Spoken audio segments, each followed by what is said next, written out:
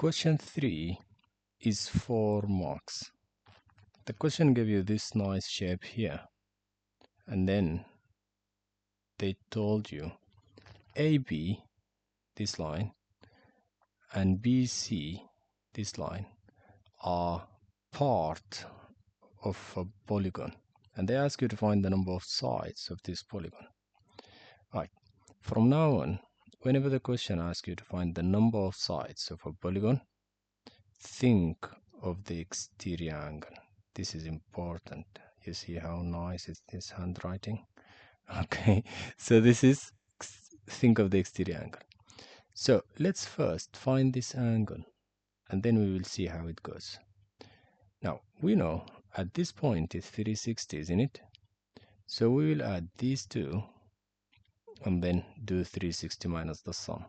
50 plus 148 is equal to 198. And then we do 360 minus 198. This is calculate aloud. So it's 162. Now this angle here is 162. Now we know this is an interior angle of some polygon. We can find the exterior angle because the exterior plus the interior make 180, isn't it? So we will just do 180 minus the interior. It gives you the exterior.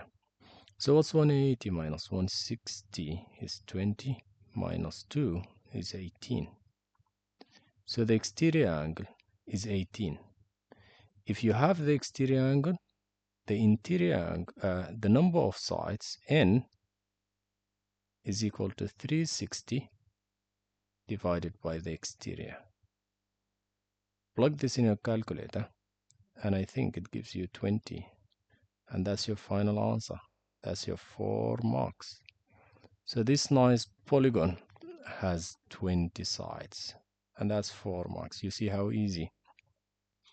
If you try to do n minus 2 times 180 to get n, oh goodness, that will just take all your exam time.